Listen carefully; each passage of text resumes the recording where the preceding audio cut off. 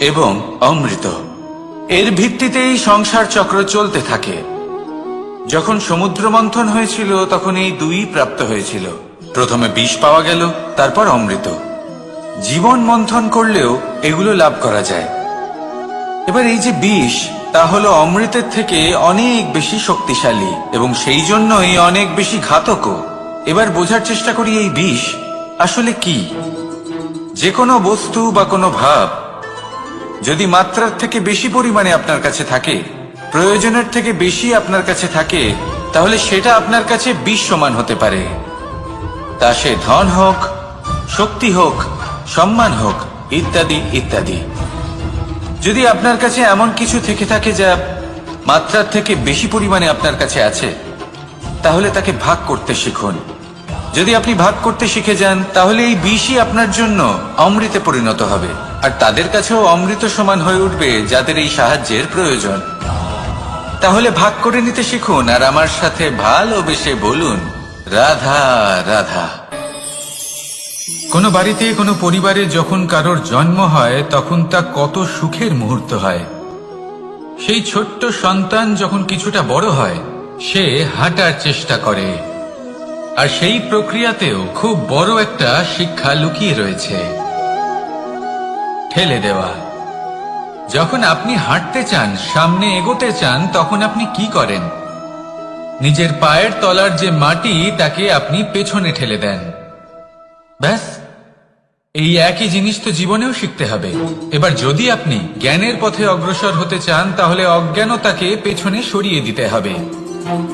যদি আপনি প্রকাশের দিকে এগোতে চান, তাহলে অন্ধকারকে পেছনে সরিয়ে দিতে হবে। যদি আপনি ভবিষ্যতে সফল হতে চান, তাহলে অতীতের যে অসফলতাগুলিকে পেছনে সরিয়ে দিতে হবে।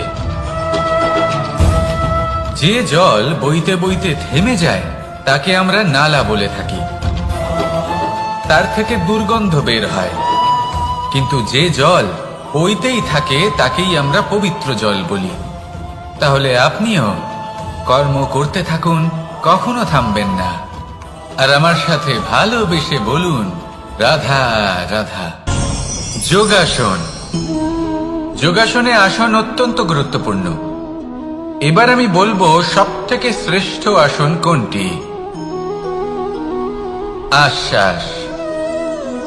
নিজেকে আশ্বস্ত করতে থাকুন যে আমি আছি, সব ঠিক হবে, যা হচ্ছে ভালোর জন্য হচ্ছে। এই আশ্বাস আপনাকে জীবনে এমন ধনাত্মক বিশ্বাস দেবে যে আপনি বড় বড় সমস্যার সমাধান করতে পারবেন। এবার যদি কথা বলি সবথেকে কঠিন সময়ের, তাহলে সেটা হলো বিচ্ছেদের। যা মা সীতাকে সহ্য করতে হয়েছে শ্রীরামের জন্য, রাধা কৃষ্ণকেও সহ্য করতে হয়েছে। যে ব্যক্তি বিচ্ছেদের সময় সঠিক পথে চলে এসেছে, সে জীবনে অনেক শ্রেষ্ঠ স্থানে অবশ্যই পৌঁছতে পারবে। এবার যদি কথা বলি সবথেকে জরুরি এবং গুরুত্বপূর্ণ সময়ের, তাহলে সেটা হলো সংযোগ।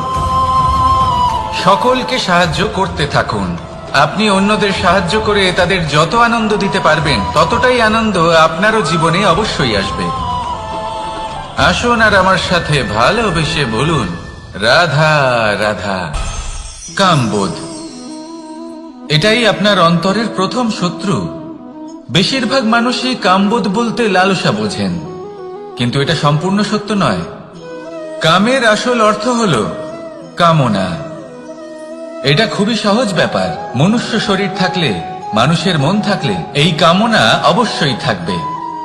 এবার এটাই দেখতে হবে যে এই কামনা নেতিবাচক কামনা।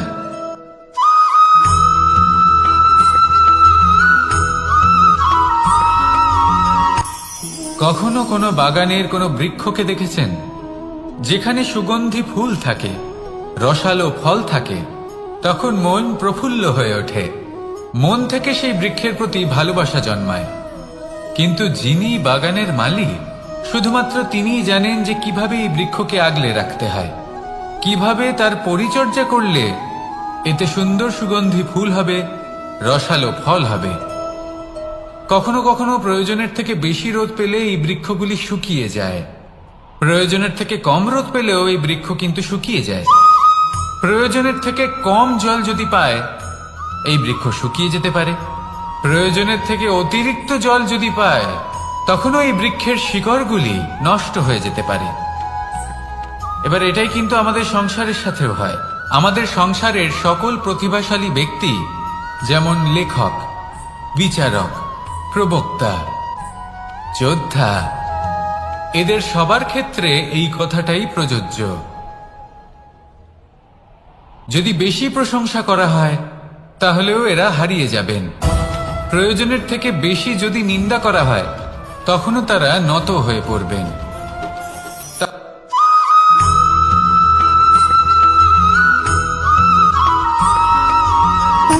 সুখ, দুঃখ এবং শক্তি, এই তিন হলো এই সংসারের ত্রিদেবের মতো।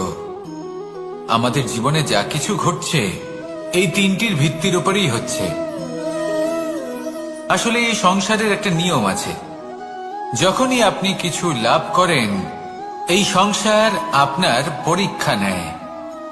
এটা জানার জন্য আপনার পরীক্ষা নেয় যে আপনি যা কিছুই লাভ করেছেন, আপনি কি আদৌ সেটার যোগ্য কিনা। ঠিক সেইভাবেই এই সুখ, দুঃখ এবং শক্তি আপনার পরীক্ষা নিয়ে থাকে। যখন সুখ আসে, তখন সে আপনার পরীক্ষা নেয় যে আপনার মধ্যে অহংবোধ জাগ্রত হয়নি তো। যদি অহংবোধ চলে আসে, তাহলে সুখ সেখানেই সঙ্গ ত্যাগ করে।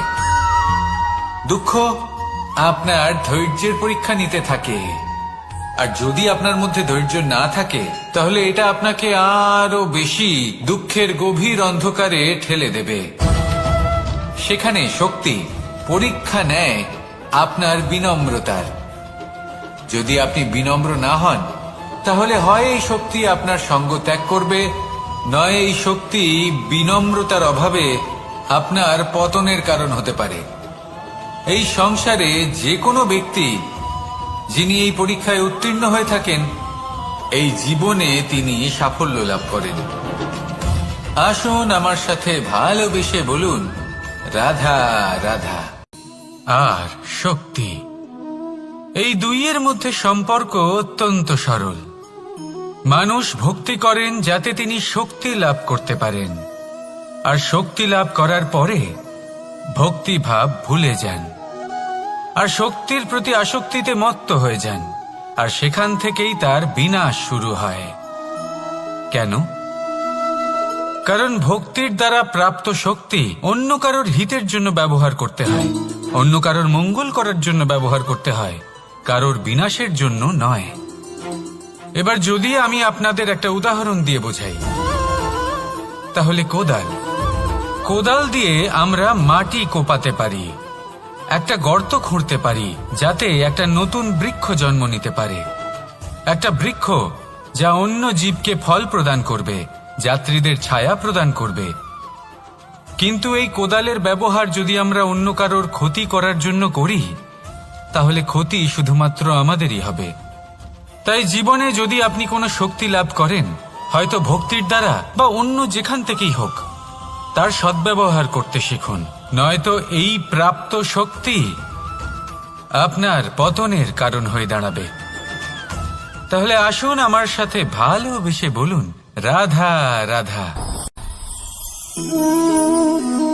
শক্তি এক অত্যন্ত বিচিত্র বস্তু, বা বলতে পারেন অনুভূতি। পিতা সবসময় চান যেন তিনি তার শক্তি পুত্রকে সঁপে দিতে পারেন, যাতে সে শক্তিশালী হয়, যাতে তার মঙ্গল হয়। তার পুত্র সবসময় চায় যাতে সে পিতার সেই শক্তি লাভ করে, কিন্তু সেই শক্তি লাভ করার জন্য পুত্র হওয়া যথেষ্ট নয়, যোগ্য পাত্র হতে হয়। আসুন আপনাকে সহজে বোঝাই। যদি আপনি সুপাত্র হন আর আপনাকে শক্তি দেওয়া হয়, তাহলে আপনি সেই শক্তির গুরুত্ব বুঝবেন, কোথায় সেই শক্তি প্রয়োগ করা উচিত সেটা বুঝবেন। আর এটা যেহেতু অর্জন করা শক্তি হবে, সেই শক্তির অপব্যবহার হবে না। কিন্তু যদি এই আপনি কুপাত্র হন আর যদি আপনাকে এই শক্তি দেওয়া হয়, তাহলে কি হবে? দেখতে গেলে এই শক্তি আপনি দান হিসেবে পেয়েছেন, তাই না আপনি এই শক্তির গুরুত্ব বুঝবেন, আর না এর প্রয়োগ আপনি জানবেন। তার অপব্যবহার হওয়া সুনিশ্চিত। তাই যদি আপনি কোনো শক্তি অর্জন করতে চান তাহলে আগে তার যোগ্য হয়ে উঠুন, পুত্র নয় পাত্র হয়ে উঠুন।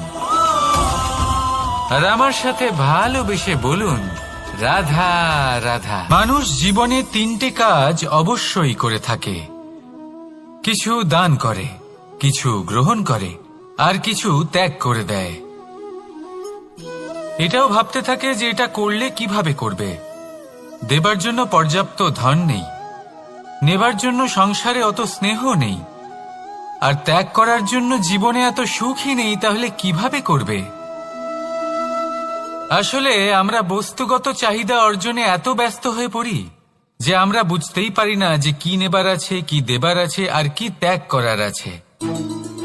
তাহলে আজ আমি আপনাকে বলেই দিই, মনে রাখবেন এই 3টে গুরুত্বপূর্ণ গুণ, 3টে গুরুত্বপূর্ণ কথা। দেবার জন্য আছে দান, নেবার মতো আছে জ্ঞান, আর ত্যাগ করার মতো আছে অহংকার। যখন আপনি দান করতে শিখে যাবেন, জ্ঞান অর্জন করার শক্তি আপনা থেকেই আপনার মধ্যে চলে আসবে। আর যখন এই জ্ঞান আপনার মধ্যে প্রবেশ করবে, অহংকার আপনা থেকেই আপনার থেকে দূরে চলে যাবে। যে ব্যক্তি এই 3-এর মধ্যে ভারসাম্য বজায় রাখতে পারে, তার বর্তমান, ভূত, ভবিষ্যৎ, লোক, পরলোক সবকিছু শুধরে যায়। যেই দিন আপনি দান করতে শিখে যাবেন, জ্ঞান আহরণ করতে শিখে যাবেন, অভিমান ত্যাগ করতে শিখে যাবেন, আপনার সর্বশক্তিশালী, সর্বশক্তিমান পরমেশ্বরেরও প্রয়োজন পড়বে না। কারণ তখন ঈশ্বর আপনার মধ্যেই বাস করবেন। তাহলে আসুন আর আমার সাথে ভালোবেসে বলুন, রাধা রাধা।